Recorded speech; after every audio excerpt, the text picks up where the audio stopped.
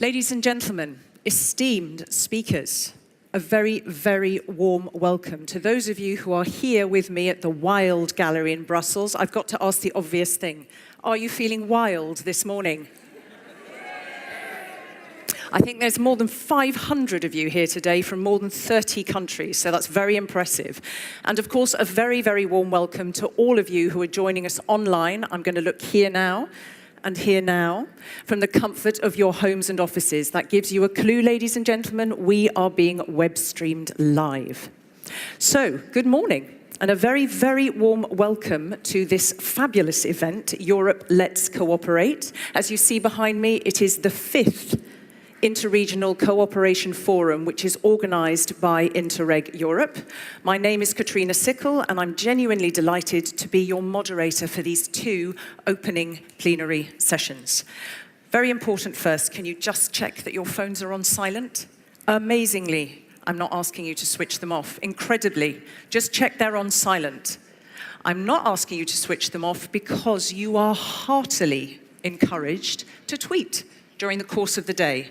#EuropeCooperates. I'm not asking you to tweet for tweet's sake, just something juicy and eloquent that you're going to pick up throughout the day to send out into the wider community. And I'm very sure that the speakers who will entertain you today will give you plenty of dynamic and fabulous quotes.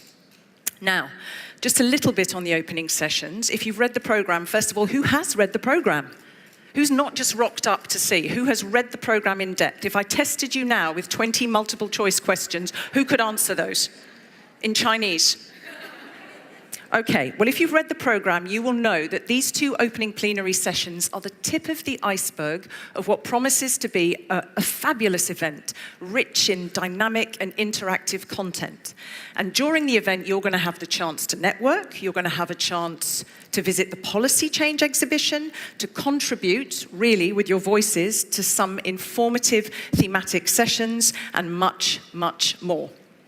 A little note of what the focus is. Now, previous editions have looked at sort of past projects and past partnerships, and in fact, there are some new projects that are literally setting out on their journey in 2019.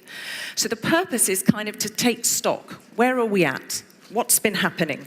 What's the value of all of this? And one of the best ways to understand what the value is to deliver to you some of the concrete results and impacts from some of those projects and partnerships. And of course, as you all know, they are based around these 4 thematic areas that you see here. You should be able to do those in your sleep, I think.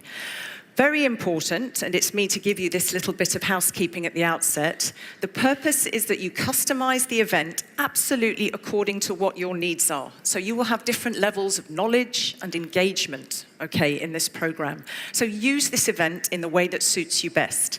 First of all, I hope that you're all in the right place. Nobody wanted to go and listen to Theresa May this morning or some workshop on Belgian pralines? No. Well, if you did, the point is there is a possibility to find out from scratch exactly what this program is about.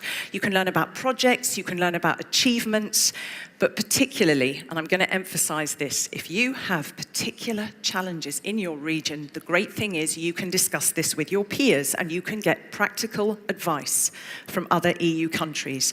And one way to do this is to book a time slot for a networking table via the event website. Has anybody done this yet? Anybody booked a time slot? Just this lady? That's hilarious. Oh, you have too. Sorry, I was going. Okay, 4. These 4 people get a gold star. Book a time slot. There's obviously plenty of time slots still to be up for grabs. Okay. Something very important, and we're going to talk about this in the opening plenary, is the policy learning platform. This is a fantastic tool. It's rapid. It's easy. It works. Okay. There are experts here, so you will have the chance to talk to them. Just another thing on logistics, your badge. It's a very, very useful reminder of various things, how to get the most out of the event, and also a who's who. Kind of condenses everything about you, what your interests are, so you can help identify projects and participants. And if you want to update your profile photo, you can even do it at the event. You just need to go to the Interreg Europe corner. Okay, all good? Okay, still with me? Let me do the British pantomime request for those Brits who are in the house. Do you know what I mean? Who is still with me? Oh, that is just absolutely pitiful. Okay, let's try again. Who is still with me? Thank you very, very much. Okay, so 2 plenaries, why interregional cooperation matters, big picture stuff. After the half-hour copy break, we really get into the people and the stories behind, so you can find out exactly what's been happening on the ground. The afternoon is awash with thematic sessions and networking opportunities, and critically, for those who are only here for the cocktail at the end, there will be one, okay? Your voices are very important. There are 2 ways that you can input today, okay? It's online and offline. So there's a lovely gentleman in the back there called Gerrit, and he is running everything online and chatting to people in more depth, okay? So it's really, really important that you pose questions and become part of that online community through Slido. Can we try that now? Who's got a phone on them? Who's prepared to get busy? Come on, uncross your arms. Don't look at me as if you're still wondering who the hell is that person. I don't understand her, I don't like her, stop it. No, uncross your arms, relax, take out your phone, go to slido.com. Slido.com, if you can see in the gloom. Slido.com, Europe Cooperates should pop up. Come on, watching the time here. Europe Cooperates, say yes when you're on Europe Cooperates. Are you in there? Yes, more yeses? Yes. Should we do a test? Yeah? Okay, let's do a test. How are you feeling this morning? How are you feeling this morning? Oh, thank you. Who said okay? Oh, that was so dear. Did you say okay? And you're the one who's done the networking. You're the best kid in the school, for sure. Okay, how are you feeling this morning? Are we going to see the results now, please? Let's see if 2 or 3 people. How are you feeling? Have we got anything to show? No? Can we see anything? Can I see anything? Is it working for you, ladies and gentlemen? Okay, well, you know how it works. You can pose questions through that. If you're a Luddite, like me, if you're old-fashioned, we're going to test this now. You can do it with this. Okay, I need to tell somebody who I'm doing it. Okay, the lady there with the reddish hair who's looking terrified and traumatized. Okay, ready? You got to catch. Don't let me take your head off. Ready? Go. Oh my God. Okay, so let's test it now. Which project or organization do you represent? I represent... You need to use the microphone. I represent Nova Medical School from Portugal. Very good. And what's your name? My name is Ruth Diniz de Souza. Fabulous. You see how efficient that is? Right, raise your hands. Where are the managing authorities in the house? Come on, raise your hands. Managing authorities, other organizations responsible for structural funds programs. Hello. Okay, regional, local, national authorities, where are you? Okay. Now pat your head and rub your stomach. Not very good. Okay, agencies, universities, thematic policy organizations. We've got you. Representatives from the EU institutions who were working on the topics covered. Oh, there you are. Okay, so very well done. You are all fabulously attractive. There is a photographer around. Don't forget to smile for her. That's everything. Is all clear and in order? Are we all good? Can we launch in? Do you want to throw me back the microphone? Go on. Okay, so can you now please join me and give a very, very warm welcome to our first 4 speakers. I hope this lady is in the house. Can I ask for Marie-Antoinette Maupertuis? Are you here with us already, or are you still stuck in traffic? Oh, she's still stuck in traffic. Okay, could I please have Tudor Gousset? Where are you, sir? You can give him a warm round of applause. He is a public manager, national authorities for European programs in Romania. You may take a seat here. Gianni Ballette, please, who is responsible for programs and EU policies at the Directorate General for Regional Urban Policy at the European Commission. You may take a seat here.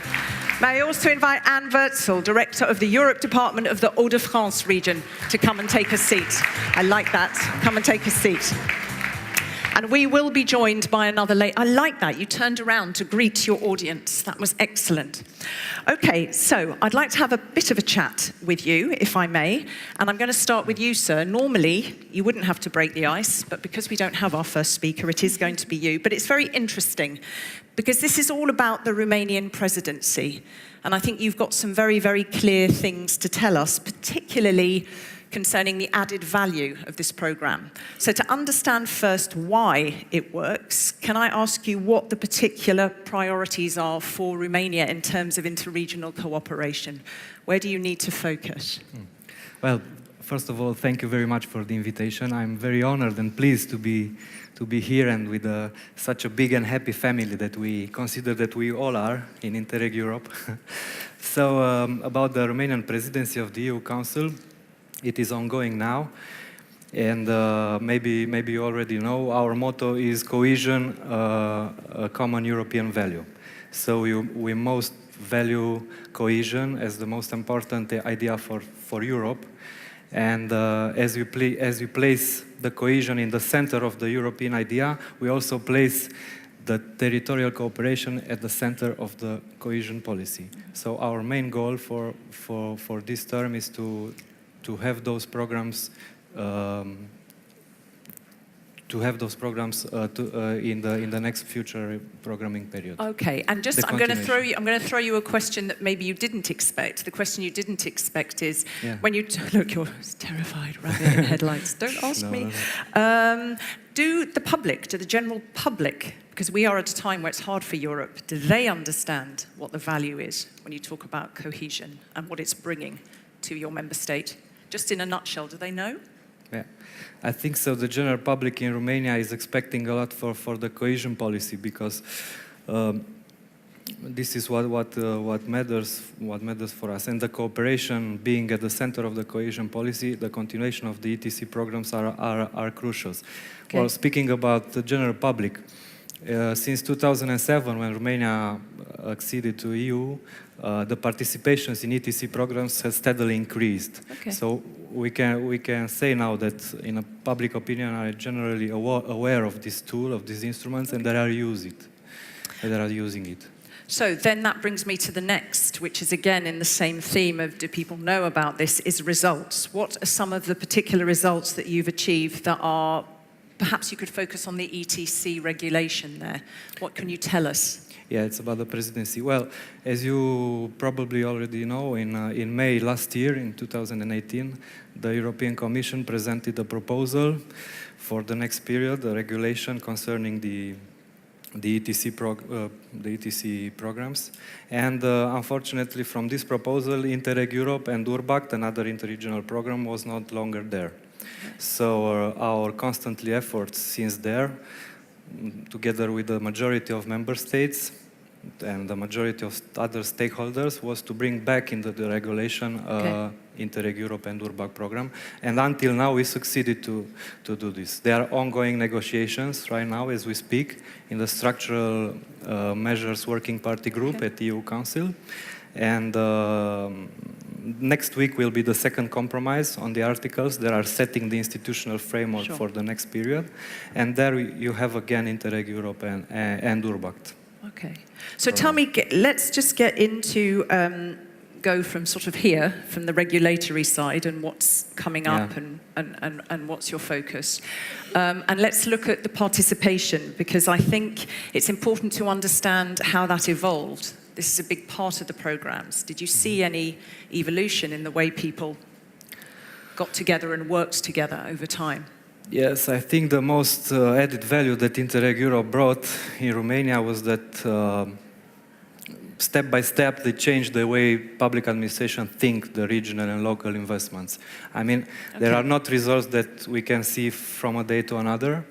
It takes time to seize the results, but it definitely changed the perspective. I mean, from the sharing experiences, from the best practices that we get in contact with.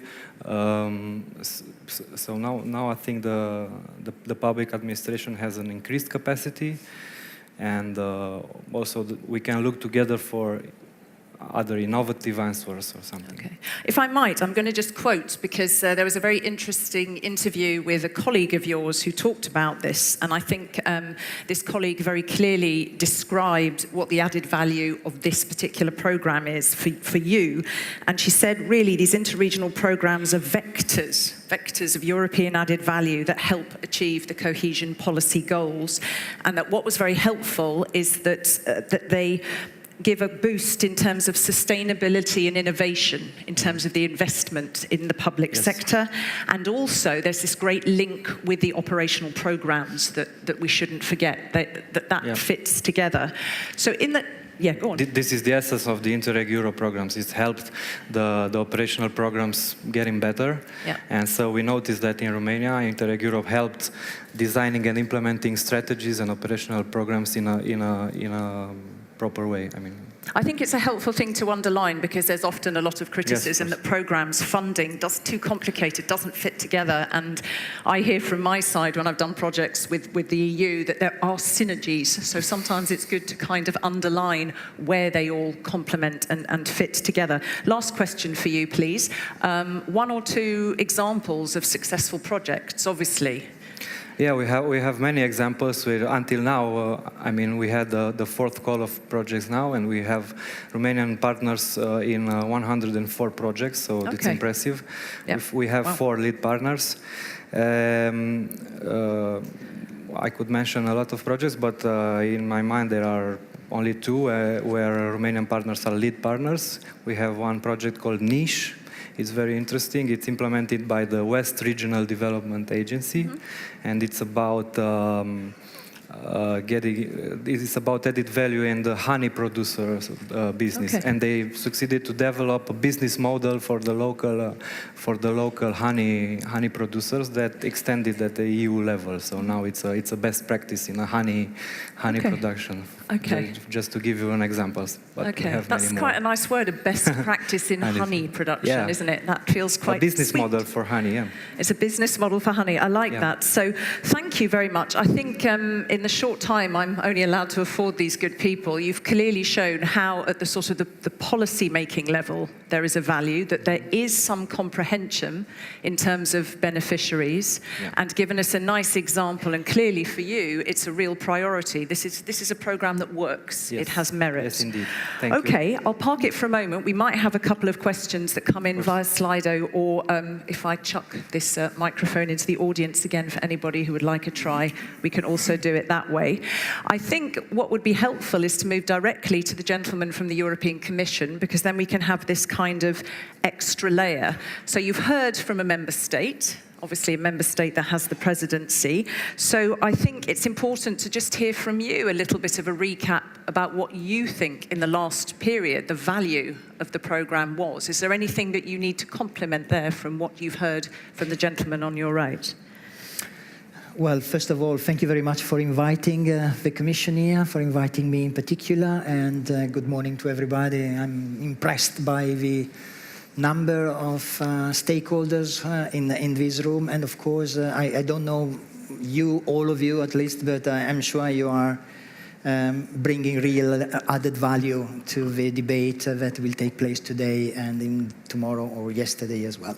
Well, the role of the program, yes, as it was already said, the program is one of the 4 interregional programs in the current period, but is particular, is unique in a way, because it's the only truly pan-European program which involves all the regions in Europe in a bottom-up approach. It's the only program which functions with call for proposal. Therefore, the local authorities can apply to this call for proposal and can propose the cooperation between regions, non-contiguous regions in the EU on the issues of investments on innovation, SMEs, and environment, and local and low carbon economy. So It's unique, as I said, because it's covering all the regions. In that respect, it's different from the other interregional program. So the geographical reach is particular in that respect. In particular, a strategic program for cohesion policy because of its role. Its role is to help regional authorities to implement their policy, and in particular, regional authorities responsible for programs under the Investment for Growth and Jobs, so the mainstream programs, to help them implement this program in a more effective way by cooperating with other regions, testing new ideas, making up new experience, and then include the lessons learned into their regional programs. In that respect, is definitively helping the implementation of the structural funds, of the mainstream programs in the region. Is also unique in terms, I said, of number of and quality of people involved.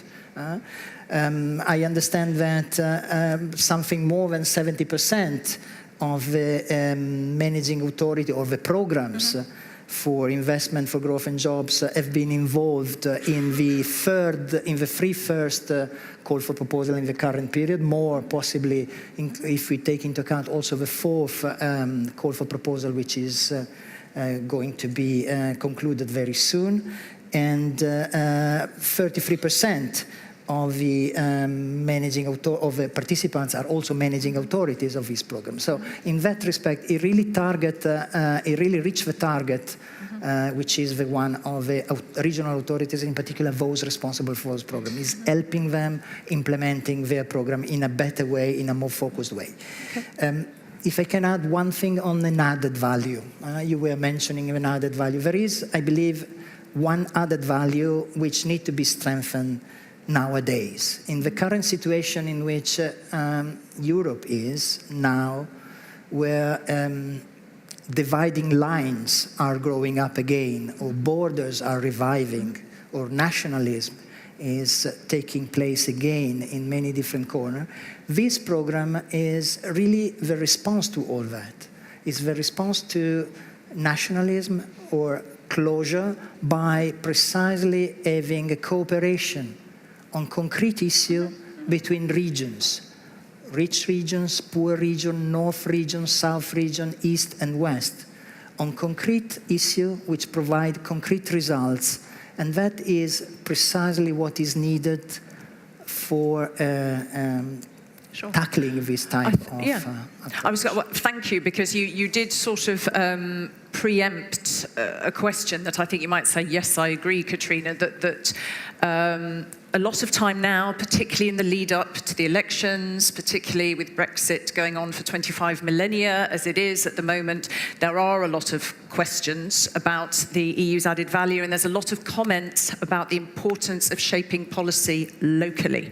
This is critical. I mean, the Committee of the Regions is very much pushing this. So I guess what you're saying is you would agree that this is a fabulous example of where it is literally helping those closest on the ground, closest to the people who are shaping the policy and doing things to change their lives. There are questions. Is it specific? Can it wait till the end if we hear from Anne? Would that be all right? No, it can't wait? Okay, well, I'm not going to stop you. Hang on a minute, only because it gives me a chance to do my netball again. Hang on just a sec. Okay, oh, Jesus, this is awful. Okay, so see my confidence. Dun, dun, dun. Okay. Well, brilliant. Thank you. Thank you very much. Good morning. Sabine Stölp from Luxembourg. I really don't want to miss this opportunity to ask the Commission, while there was this explanation of the uniqueness and the added value of Interreg Europe, which we completely share, why then in the proposal for the legislation for post-2020, Interreg Europe is not existent and not proposed for continuation? Okay. Thank you. Thank you very much. You can hang on to that, because then you get to throw it next time. I think you're getting a clap there for your question. Who else wanted to know about that? Put your hand up. Oh. Good. Well done, you. Well done, me, for my throwing. Okay, can I turn back to you, sir? Do you have something to say in response? Of course. Let me first say that I'm not surprised by this question. Of course, I was expecting it. To cut it short, in the next period, there will be a number of difficult decisions to be taken, starting with the budgetary aspects of cohesion policy in general, not just cohesion policy, but I mean, since we are talking about that, the budgetary constraints that we are going to leave in the next programming period, starting from the Brexit, starting from the fact that we will not have UK contributing to that. That will already produce a big hole, but is of course not the only issue. Starting from that, and based on a number of considerations, including precisely the results of interregional cooperation, we thought that the time was ripe now for moving to the next steps, which was asking the mainstream regional programs to do cooperation among them without any further structure facilitating this cooperation. Okay. We thought that they learned how to do it thanks to 3 cycles of interregional cooperation, and that since we had, in a way, to rationalize the number of programs, the structure of program, and aiming at more efficiency, the proposal was precisely that since we hope, and we have a number of provisions in the regulation indicating that, we aimed at having the mainstream programs doing cooperation among them, we thought that a program like Interreg Europe was not needed anymore. Obviously, as you all know, this opinion was not shared, or seems not to be shared, let's put it this way. Is that your diplomatic way of putting it? The European Parliament and the Council, which are the 2 co-legislators. So basically, we are waiting for their views and their decisions in that respect. Okay. All right. Thank you. I will leave space for more questions at the end. These good people aren't going to run away quite yet. Okay. Can it wait for the end bit? Because he's not running away. Then I can just hear. Because then you sort of have the whole picture, and we should have a 4th speaker joining us. So can I come to France? And this is a very good example of all sorts of interweaving activities. I mean, you have a lot on your plate. So the Hauts-de-France region, I'm very interested not just in your involvement in interregional cooperation, but the role of the managing authority. There's an awful lot going on. And you've been involved for years in these initiatives. So again, from your own perspective, we've heard it. Why do you think it's so important that regions cooperate? What have you got out of it? First of all, thank you for inviting me from my side too. From our seats, it's really impressive to see you all and the interest in European cooperation. So thank you very much for this. What I would say from the perspective of the Hauts-de-France region, when you know where we are situated, from a historical point of view, a lot of battles and a lot of war memory were situated in our territory. So we know, perhaps, with this history, what the importance of cooperation and solidarity in Europe is really needed, and why it is so important. So I think this is an important thing. We had a lot of immigration from Europe in our region, coming from different parts of Europe and out of Europe. And I think this mixture of culture is something that's really important for us, and we know that's important to exchange and to move on together. And then there's, of course, the geographic aspect. We are across road in Europe from north to south and from west to east. The tunnel helped in this way. So I think for us, it was like natural to be engaged in European solidarity and to be really take our responsibility in European cooperation since 2003. Okay, and that's interesting because I think if you are going to make a program or the implementation successful, you need to have very specific drivers, a very specific vision. And yours is interesting because it combines the historical with the geographical, with the current topical issues that are very prevalent for the general public. So very interesting answer there, thank you. For this one, I have to look more at my sheet, actually, because you're the biggest managing authority for the ETC cooperation programs, because you're hosting the cross-border, the 2 Cs, the transnational, Northwest Europe, you talked about the geographic, and the interregional programs, and an urban innovative actions initiative.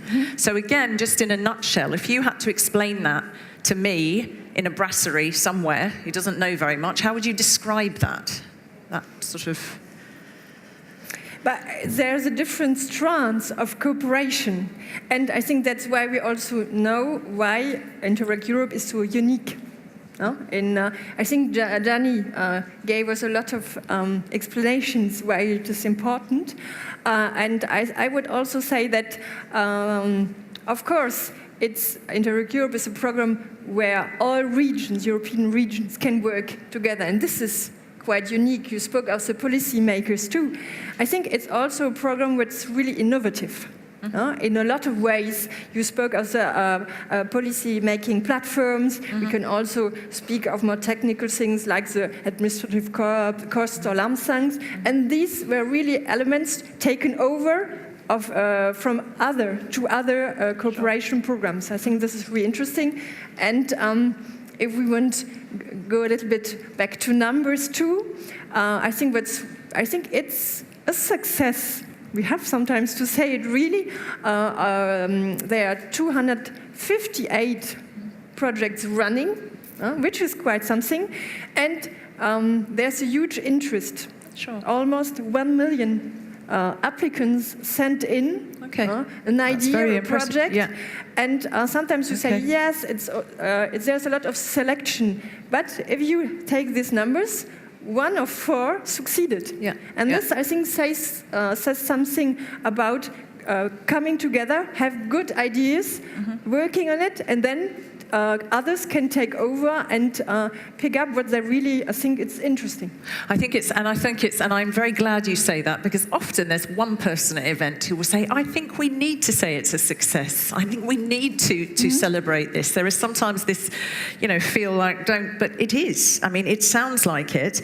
And so, in the light of what you have just said, given the question from the audience and the interest, given the answer here, we're not really sure, Council, Parliament, what are your thoughts? I mean, we had a very interesting chat before when you said these are the reasons, Katrina, that mainstreaming this kind of regional cooperation, I can see where there might be some fault lines there.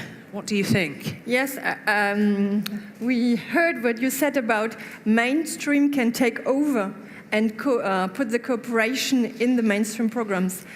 I think this seems to be, on the paper, an interesting idea. We can also say, yes, we should do it, but we manage programs, mainstream programs, and we know how difficult this is in a concrete way of doing things. First of all, I think if you have money that goes to your territory as a political leader, but you want, the objective is to spend as much money on the territory and not to engage it in exchanges and to put it in other territories. I think this is a reason you can't just put it away.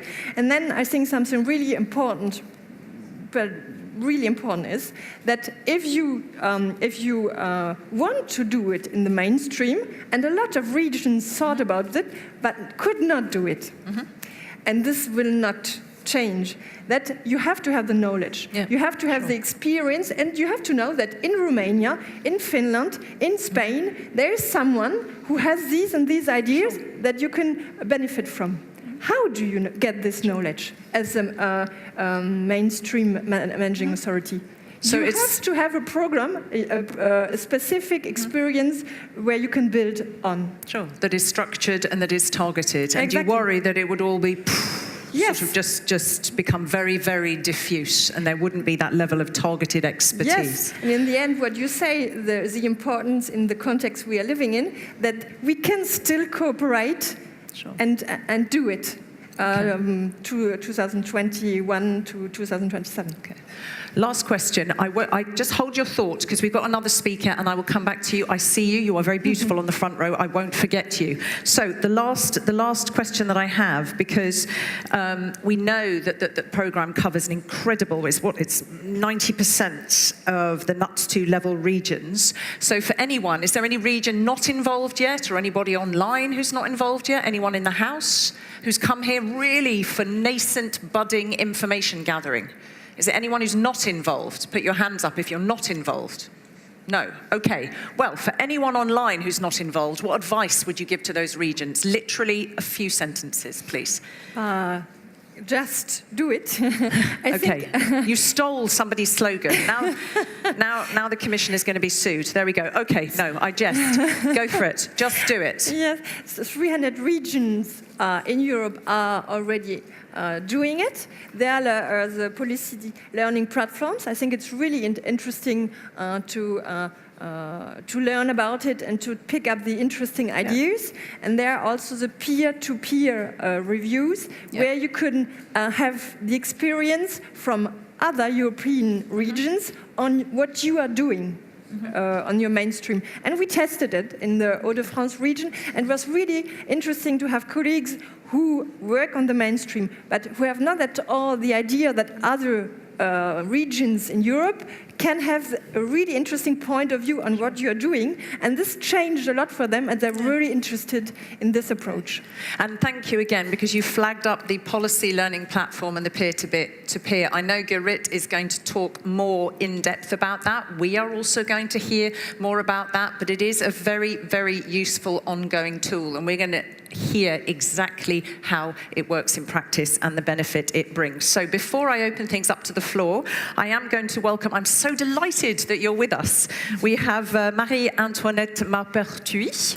So I'm very, very delighted. She is the Committee of the Regions Rapporteur and Executive Member of the Corsican Regional Authority. Thank you. Please do give her a very round of applause.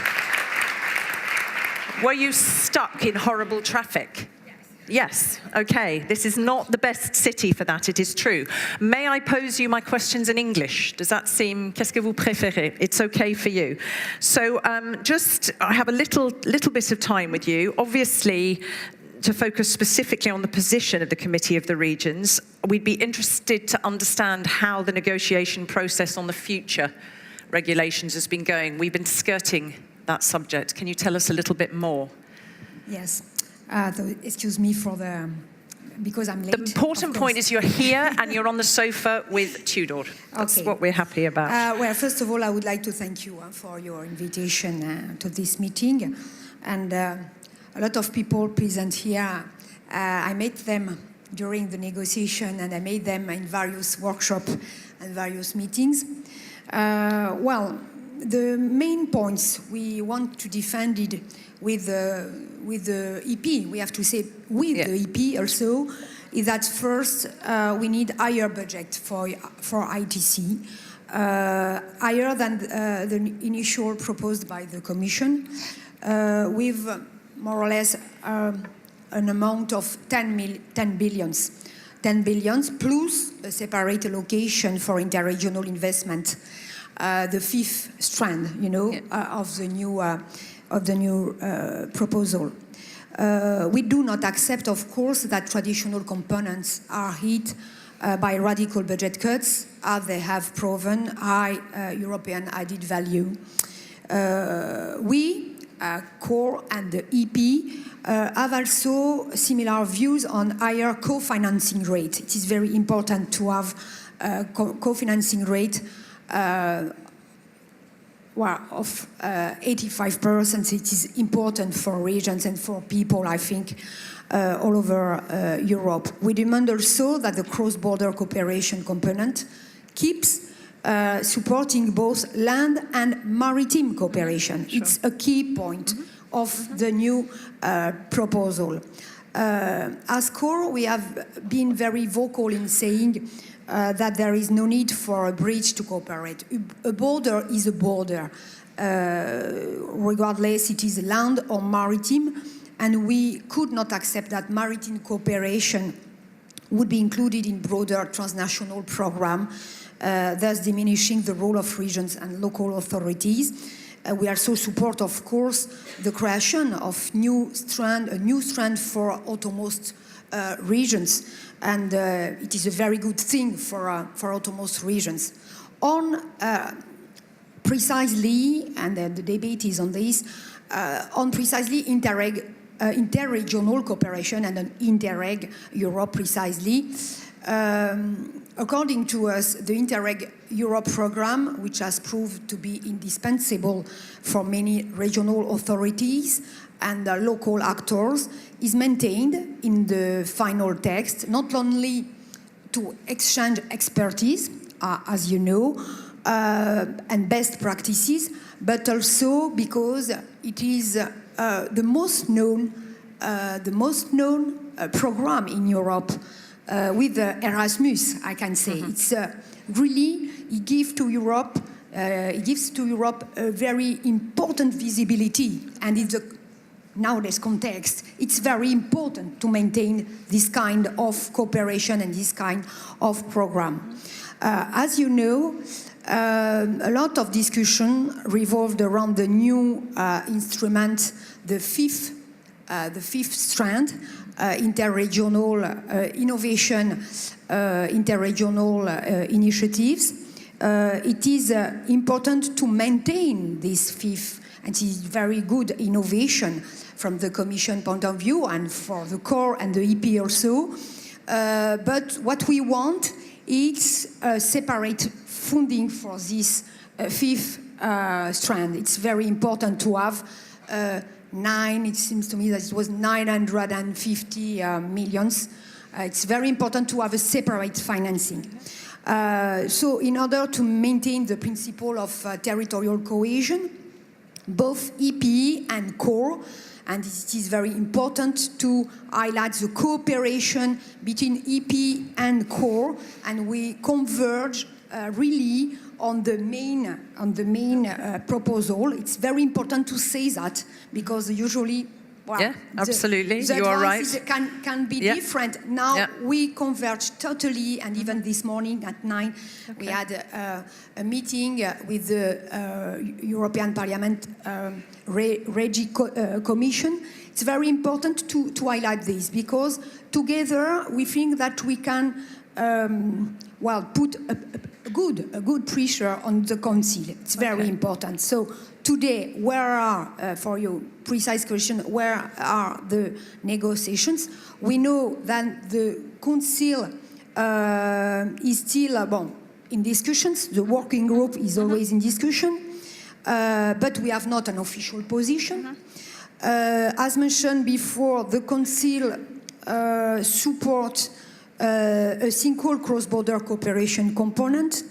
So this will encompass land and sea border. So the maritime cooperation will remain in the cross-border component. It's very important for us. And for instance, for Corsica, because I'm in an island and my borders, of course, are maritime. Then internal and external borders also, it's very important. A transnational strand, a strand for the outermost regions, and one on interregional cooperation, so Interreg Europe, as you know, plus Interact, Europact, ISPON, and the new EGTC, very important. I'm going to ask you to round up soon, because I'm going to try and leave some space for questions, if that's okay. But I just would like to pull out a couple of things that you said. So, I mean, you are right to emphasise that having the Committee of the Regions and the Parliament on the same side and is not always the case. Very helpful that you're very much together on the co-financing rate, and you said that there is broad support in the Council for this single cross-border component.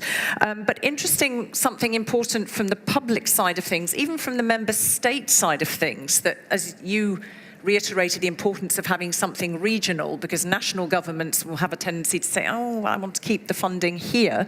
I think what you mentioned is it's the most well-known programme alongside Erasmus, so there is that true added value there. And continuing on that theme, and you said land, maritime, very important for you in Corsica. Could you just name three benefits that it has brought? Can we just highlight two even, but benefits it's brought there? For Corsica, but also I think for all regions, not only insular regions, but all regions in Europe, where our Interreg is called Francia-Italia Marittimo, France-Italie Maritime, where the benefits are very clear. Economic benefit, because we are, in the south, poor regions, and we need to put together our forces, and we have a very important benefit, for instance, in transport or maritime transport between Corsica and Tuscany, and Corsica and Sardinia. Without Interreg, it would not be possible. This is the first thing, economic interest. Then cultural interest. We have developed very interesting project inside Interreg Maritimo on culture, on the exchange between cultural association from Italy, from Sardinia, and Corsican one, and also in order to renovate heritage, cultural heritage, and to implement also new routes of tourism for tourists, for instance, together. So a perspective of integration, it's very important. Okay. And the last one, according to me, this kind of project has reinforced the cooperation between people and the knowledge, the inter-knowledge between two societies, the Italian one, the French one, and it's very important to keep the discussion, the exchange and cultural relation between people. It's absolutely very important. It's critical. It's absolutely critical. And thank you. And also you've just opened the door to what we will follow up in our next session, which is when we get behind with the stories. You will know better than I, the huge diversity of where. I mean, you talked to something very different. You talked Corsica and Tuscany and the more maritime links, and you talked about cultural associations. We're going to hear all about biodiversity. We're going to hear about all sorts of other things in just a moment. So, you really need to speak, do you not? I'm not letting, hang on a minute, can you, oh, goodness me, go on to this lady. Okay, she's broken your equipment, boys, sorry. Okay, nice and concise, please, lovely and concise, and please say who you are, thank you. Hang on, it is broken as well. Can you hear this lady? Stand up and face the crowd. My name is Salomea, means peace. So everybody is concerned with peace, including cohesion policy and our lovely entity, which is European Union. I'm coming from Romania, and you know Romanian presidency, it's at stake now. Yes, yep. And I have a proposal. Okay. And a question linked with this proposal. Can you keep it lovely and short, please? Thank you. Yes. Yeah, literally, yes. A couple of sentences, my love. Thank you. How we can harmonize competition with cohesion in terms of concepts, because the paradox of actual European Union, there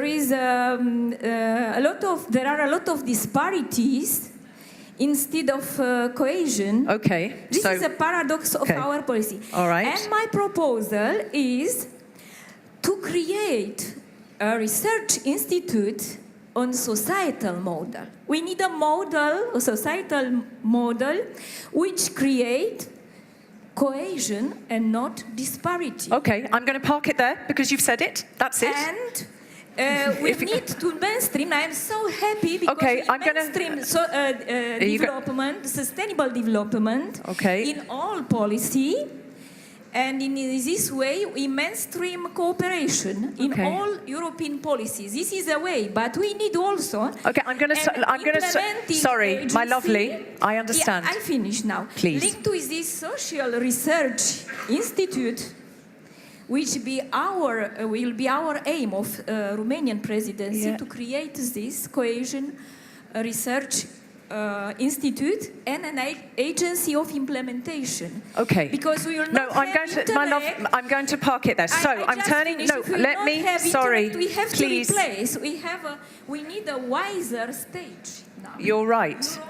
It's not that I don't. It's not that I don't hear you. It's not.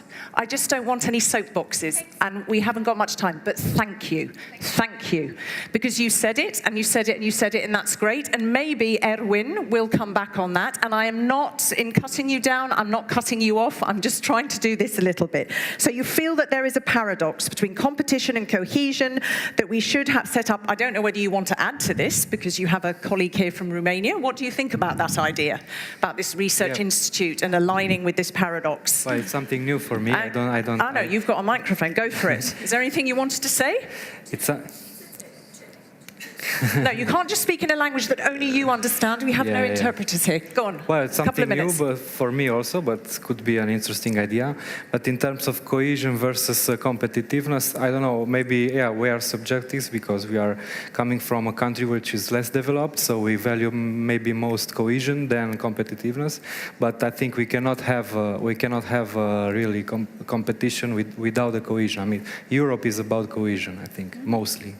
But I think one can be cohesive in being competitive, no, as well. I don't know what you think about this, Anne, or whether that was something that struck you.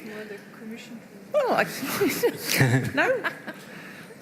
no. Just one quick word, please, and then I'll see if there's anyone else, and also if there's anything that's come in on Slido. Well, my idea is that we need competition in the economic field. We need competition because competition is good for prices, for citizens also, but we need also cooperation between institutions, between people to people, between university, and cooperation has very important positive externalities for all people. Mm-hmm. So we have to have a cooperation and competition process, and which is very beneficial for Europe, I think.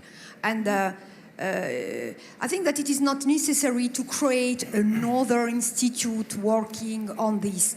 There are good universities in Europe, yet working on cooperation process, working on competition, working on cohesion policy, working also on the benefit of cooperation, and following also what is the evolution of divergence between regions? Of course, you have a process of divergence, but also convergence in some fields. It is important to have a multidimensional approach.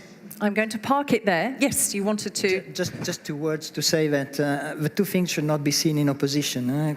Cohesion Europe is about solidarity. Cohesion and solidarity is about creating a level playing field where healthy competition can then be played among equals, among countries that can compete. If there is no cohesion, if there is no solidarity, if there are regions which are left behind, there is not healthy competition between the strong and those who are too weak to compete.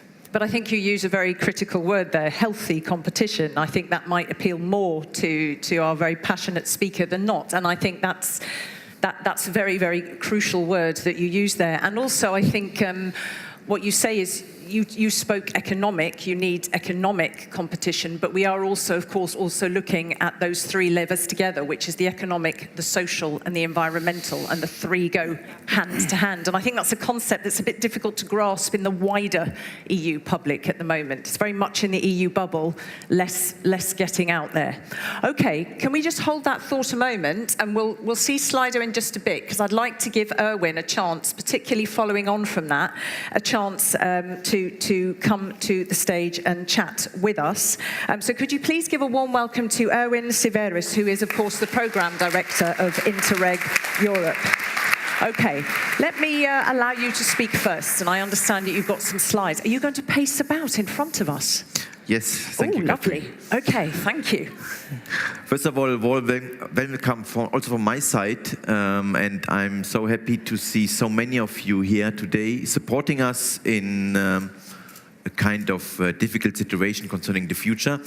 Your participation here in this huge number shows how important Interreg Europe is, and shows also the stakeholders on the stage, the Commission, that the program should continue. And as we heard, there is a lot of support, and we hope that all this becomes true.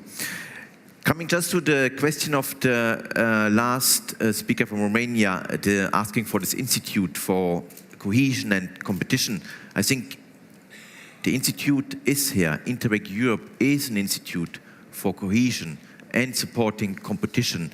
We call ourselves Accelerator for Regional Development, which includes also competition.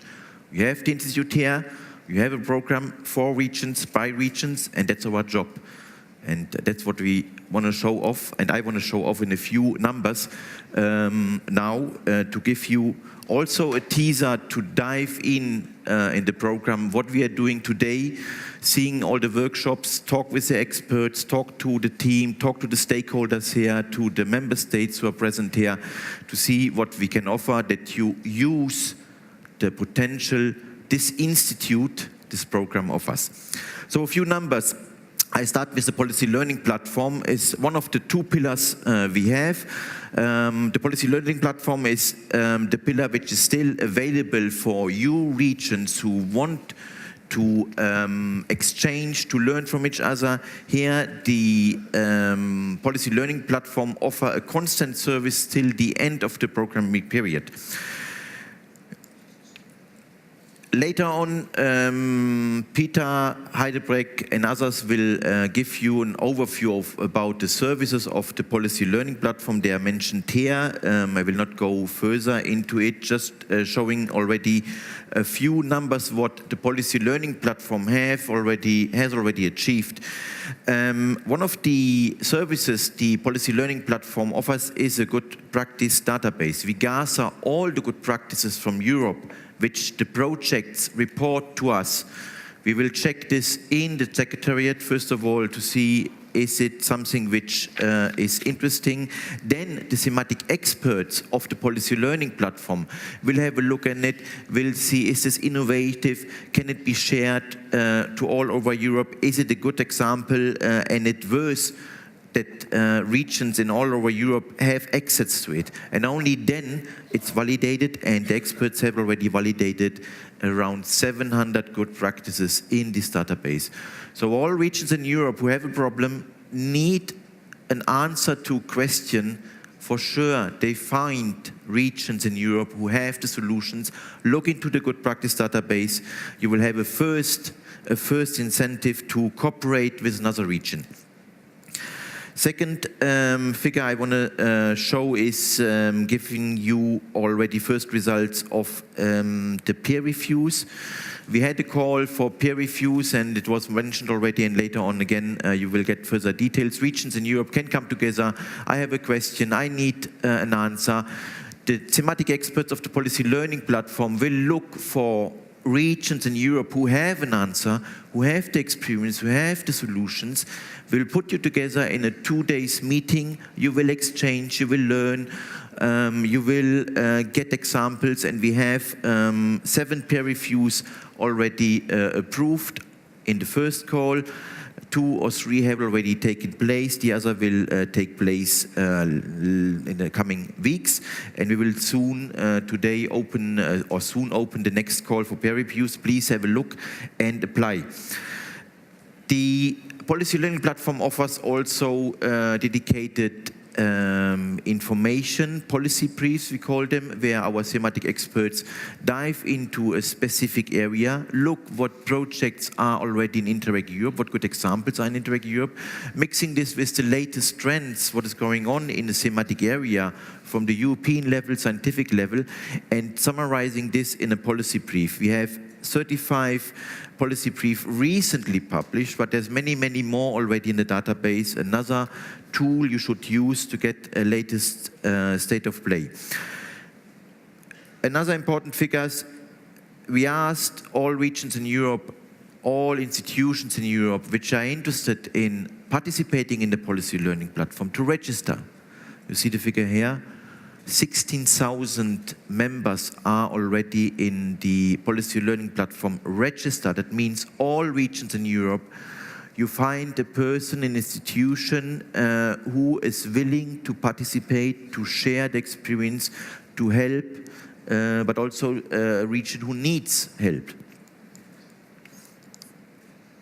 Coming to the second pillar of the program, the traditional interregional cooperation projects, another number, you see here, we have about 260 projects approved since end of March. And you see the red line is the stakeholders thought it will be only 200. But we all, the stakeholders, the member states, the commission, and especially the team, the managing authority, were overwhelmed with application. More than 1,000 applications came in, and the member states were able to approve 260, as I've said. This shows the demand of the region for interregional cooperation, shows the demand for this institute you mentioned here for cooperation and competitiveness. The thematic allocation of the theme, they are almost exactly equally shared.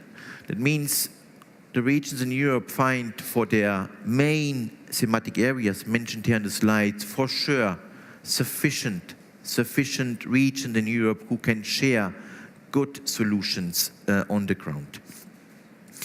Concerning the projects, we have almost 90% of all NUTS 2 regions in. Another indicator how popular the program is in the regions, having in 4 calls 90% of all regions engaged in one of the projects. Boy, we are popular. This figure was already mentioned by Gianni. 25% of the partners are managing authorities. But more than 80% of the policy instruments we are dealing with are structural funds instruments. And this is one of the main purposes of the program. And it shows that the program easily fulfills the requirement the Commission and the Member States set when they started this program. Capacity building is one of the main aims of the program. A few figures here. And we are talking only about more or less the first call project, the second call projects where we harvesting a little bit the results. All the others are in the starting phase and generating the results only later. We have already now 5,000 project events. About 2,000 good practices are already identified in the regions from the projects approved. And we have 2,300 people, institutions already with increased capacity. So they know the solutions. They know the solutions in other regions, and they are there, and they will transfer these solutions within the organization and onto the political level. Further results achieved already now. We have about 150 action plans approved, meaning these are all from the 64 first call projects. They are in the so-called second phase now. They have to implement what they have learned. The good solutions they gathered from other regions have to be now implemented in the region. Another specificity of our program, we do not do exchange for the exchange, but we make sure that the good knowledge the regions get are implemented.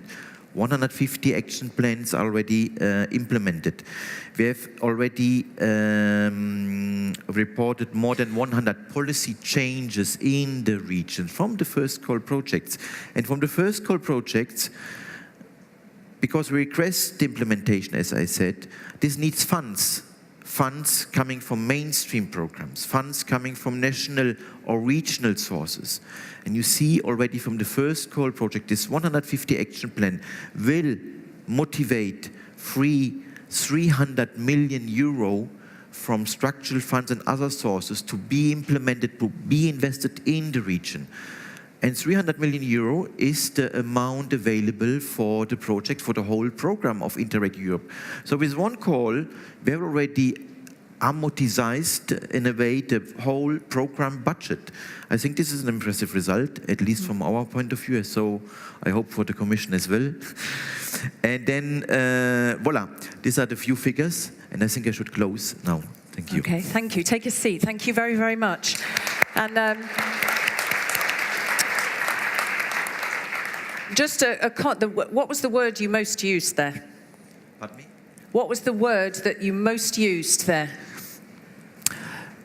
Cooperation. Solution. I think that's an important one, alongside. And I think that's very important to say and perhaps to reiterate.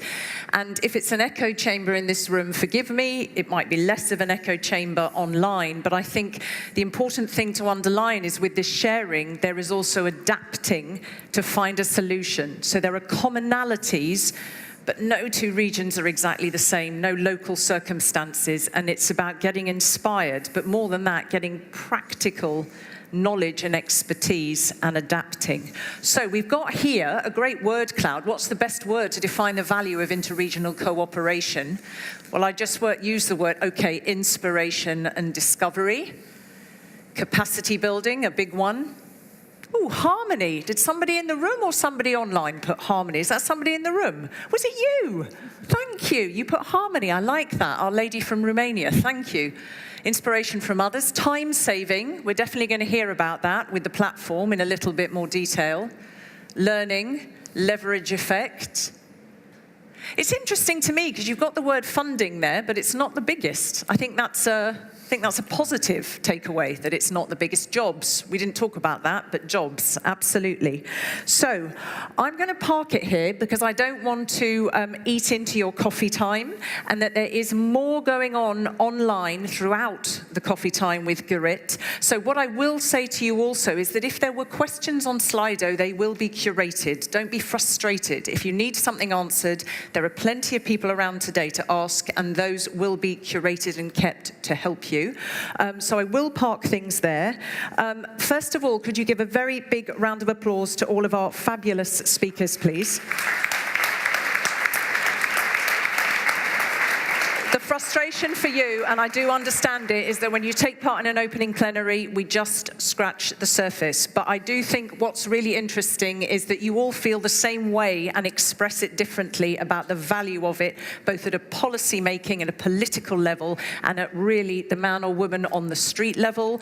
You've clearly explained to us where things are at and that things are still under discussion. And I think the reason that we keep talking about this is that when perhaps national governments are reticent or unaware even of some of these outcomes of the programs, these good people here and those online can be the most valuable multipliers. And I think that is also very, very important.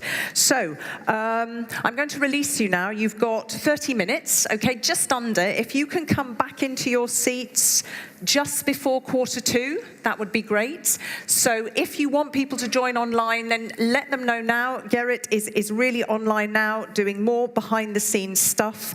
Have a very good time, tweet, and see you back here in just under 30 minutes. Thank you very much.